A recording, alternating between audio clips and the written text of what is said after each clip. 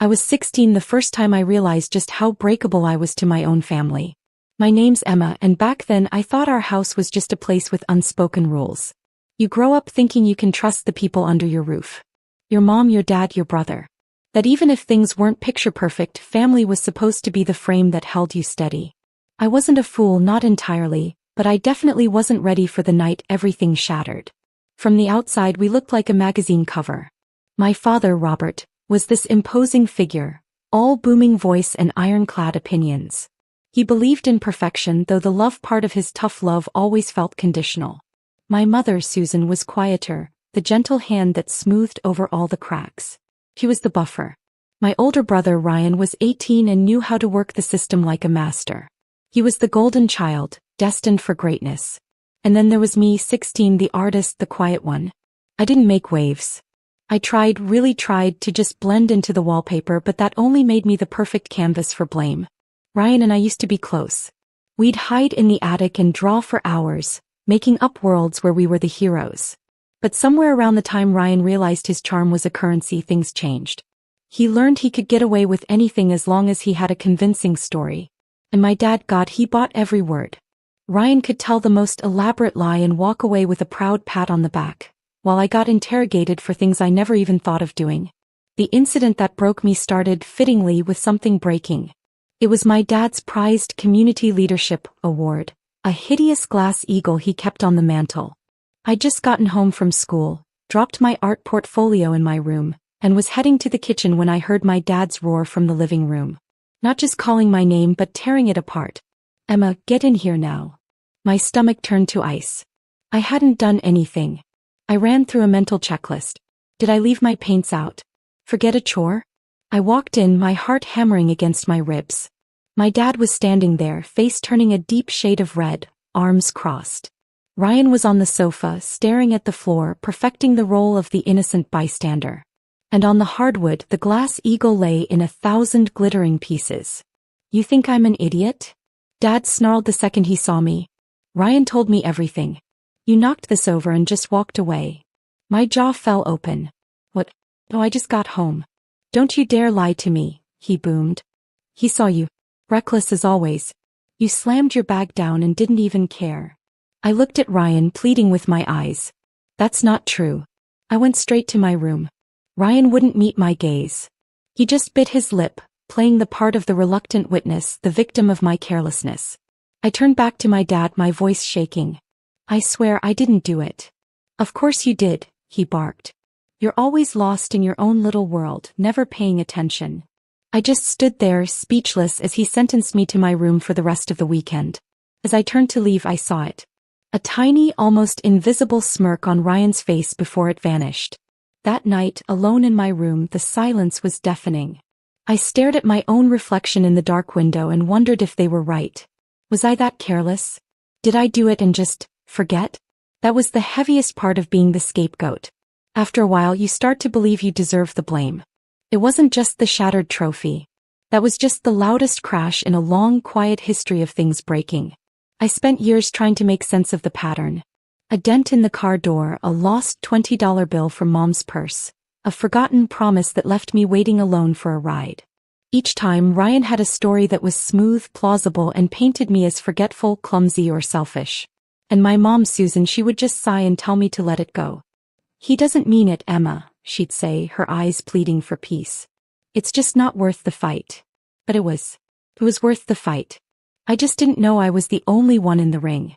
The real escalation, the moment that pushed me out of the frame completely, happened about a month later. Dad had left $400 in an envelope on his desk, money for a deposit on a new company car. The next morning it was gone. I came downstairs for breakfast and walked right into an ambush. Dad was pacing, his face a thundercloud. Mom was wringing her hands by the sink. And Ryan was sitting at the table looking deeply concerned. "Where is it?" Dad demanded the moment I walked in. I froze, my hands still on the banister. "Where is what?" "Don't play dumb with me." "The $400 from my office." A cold dread washed over me because I just knew how this would go. "I don't know what you're talking about," I said, my voice barely a whisper. That's when Ryan spoke up, his tone dripping with fake reluctance. "Dad, I didn't want to say anything, But I overheard Emma on the phone with Olivia last night. She was talking about that new camera lens she wanted, saying she was just a few $100s short. I stared at him, my blood running cold.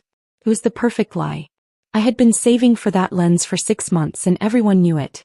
That's not true, I stammered, looking from my dad to my mom. Ryan, why would you say that? You think I'm stupid? Dad roared, taking a step toward me. You think I wouldn't connect the dots? My money goes missing the same week you're suddenly close to buying a $500 piece of equipment. I've been saving my own money. I didn't touch yours. I yelled back, tears starting to well in my eyes. Enough, he shouted, his voice shaking the whole house. I've had it with the lies, the carelessness, the disrespect. You are no longer welcome in this house. The words hung in the air, sharp and heavy. I looked at my mom, my last hope, but she just stared at the floor, her silence a deeper betrayal than his anger. He pointed to the door. Get out. Now. And just like that, I was homeless. I grabbed my school bag, my jacket, and walked out the front door, leaving the perfect family portrait behind me. As I walked down the street, I didn't cry. I felt hollowed out, scraped clean of every last bit of hope that they would ever see me. Really see me. The first person I called was Olivia. She didn't even wait for me to finish explaining before she said, "Pie house." No. Mom's making lasagna. That night, sleeping on their pull-out sofa, wrapped in a blanket that smelled like fabric softener instead of stale disappointment, was the first time I felt safe in weeks. Olivia's parents didn't grill me with questions. They just gave me food, a place to sleep, and the quiet understanding that I was welcome, no strings attached. It was a kindness so simple it almost made me cry. But I knew I couldn't stay there forever. I was 16 and I was on my own. I had to build something for myself, something that couldn't be taken away. My first mission was a job. I spent the next few days walking up and down Main Street, filling out applications at every shop with a help wanted sign. Most places looked at me, a 16-year-old with no experience and a shaky home address, and gave me a polite no. I was starting to lose hope when I pushed open the door to a little coffee shop tucked between a bookstore and a laundromat. It was called The Daily Grind. The air inside was warm and smelled like coffee beans and cinnamon. Soft jazz played from a corner speaker. The walls were covered in local art, real art, the kind you could see the brushstrokes in. Felt as real. It was the complete opposite of my house, which was all beige walls and soulless, perfectly arranged furniture. A woman with kind eyes and streaks of silver in her curly hair was wiping down the counter. "Can I help you?" she asked, her smile genuine. "Hi," I said, my voice a little shaky. "I was wondering if you were hiring." I handed her my hastily filled out application. She took it and glanced down, her eyes lingering on the address line I'd left blank. She didn't ask. Instead, she looked up at my face, then at the sketchbook peeking out of my backpack. "You an artist?" she asked. I nodded. "I try to be." "I'm Sharon," she said, extending a hand. "I own the place." We talked for a while. Not like a job interview, just a conversation. She asked me about my art, what I liked to draw. I told her about my dream of going to art school. She listened, really listened in a way my own parents never had. She saw the exhaustion in my eyes, but she also saw the spark underneath it. She didn't see a problem child or a thief. She saw a kid who needed a chance. After about 20 minutes, she folded my application and set it on the counter. "Can you start Monday?" she asked. "I need someone to open up with me. 6 a.m. sharp." A wave of relief so powerful it almost buckled my knees washed over me. "Yes," I said, a real smile spreading across my face for the first time in what felt like a lifetime. "Yes, I can." I walked out of the Daily Grind that day with more than just a job. I had a place to be. A purpose. I had a small, warm corner of the world that felt like it might, just maybe, want me in it. Months flew by in a blur of steam wands and sketch pads. Life settled into a new rhythm. I'd wake up before dawn, walk to the Daily Grind, and spend the morning with Sharon, learning the difference between a latte and a cappuccino. After school, I'd come back and do my homework in a corner booth, the comforting hum of the shop a constant soundtrack. I was saving every penny I made, tucking it away in an envelope hidden under my mattress at Olivia's house. But more than the money, I was rebuilding myself. My art changed. The timid, hesitant lines in my sketchbook grew bolder. I started drawing the people in the coffee shop, capturing their quiet moments. My anger and confusion started to find a voice on the page, transforming into something powerful, something true. Sharon became more than a boss, she was a mentor. She'd look over my shoulder at my drawings and offer quiet encouragement. One afternoon, after a particularly hard day where a wave of homesickness hit me out of nowhere, I finally told her everything. The trophy, the stolen money, the golden child, and the scapegoat. I expected pity, but Sharon just nodded slowly, a look of profound understanding on her face. "You know," she said, pouring me a cup of tea, "what you're describing is a classic narcissistic family system." The words hit me like a ton of bricks. She explained it all. How in some families children are assigned roles. One is the golden child who can do no wrong and carries all the family's hopes. The other is the scapegoat who carries all the family's problems. The scapegoat is the built-in excuse for everything that goes wrong. "It was never about you, Emma," she said softly. "It wasn't about the trophy or the money. It was about the roles. Your brother needed a villain so he could be the hero. Your parents needed someone to blame so they wouldn't have to look at the real cracks in their perfect family." Hearing her put a name to the invisible poison I'd been living with my whole life was liberating. It wasn't my fault. I wasn't broken or bad or careless. I was just a girl who had been cast in a role she never auditioned for. That conversation changed everything. My lingering self-doubt burned away, replaced by a cold, clear determination. My art became my focus, my weapon. I wasn't just drawing anymore. I was telling my story. The criminal twist, the final piece of the puzzle, fell into my lap by accident. I was at Olivia's house one night, helping her research colleges online. She was complaining about all the extracurriculars required. "Look at this guy," she said, pointing to a profile on a university forum. "President of the student body, captain of the debate team, and get this, founder of a nonprofit called Youth for Tomorrow." I leaned in closer. The profile picture was Ryan. I felt my stomach clench. He'd been bragging about that nonprofit for months, how it connected at-risk teens with mentors. My parents were so proud. Just for the hell of it, I typed Youth for Tomorrow into a search engine. Nothing. I tried a national nonprofit database. Still nothing. My heart started to beat faster. I dug deeper, searching business registries, social media, anything. There were no articles, no website, no photos, no registered charity number. There was nothing. The entire organization, the cornerstone of his college applications, the very thing that made him the perfect golden child, was a complete and total fabrication. It didn't exist. Armed with a truth that felt heavier and sharper than any broken piece of glass, I knew I couldn't just confront them. A private fight would just turn into more denial, more gaslighting. I needed a stage. I needed witnesses. A few weeks later, I saw a flyer at the coffee shop for the annual City Arts Gala, a prestigious competition with a $10,000 grand prize. I knew my family would be there. My father was on the board of one of the corporate sponsors. It was the perfect trap. I spent every spare moment on my entry. It was a large canvas, a triptych. The first panel depicted a small, shadowy figure being crushed under the weight of a giant, gleaming gold trophy. The middle panel showed the same figure being pushed out of a brightly lit doorway into a storm. And the final panel showed her alone, but standing tall, painting her own light onto a dark canvas. I called it, the echo in the frame. The night of the gala, I felt a strange calm. I saw my family across the crowded room, schmoozing and smiling, my father holding court while Ryan stood beside him, the perfect son. They didn't even notice me. When they announced the winner, my name echoed through the hall. "Emma," the announcer said, followed by my last name, the one I still shared with them.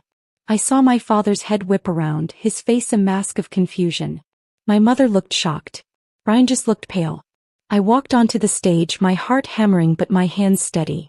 I accepted the award and the oversized check. I stepped up to the microphone. "Thank you," I began, my voice clear and strong. "This piece is about authenticity. It's about the stories we tell ourselves and the roles we're forced to play. It's about finding your own voice even when you're told to be silent."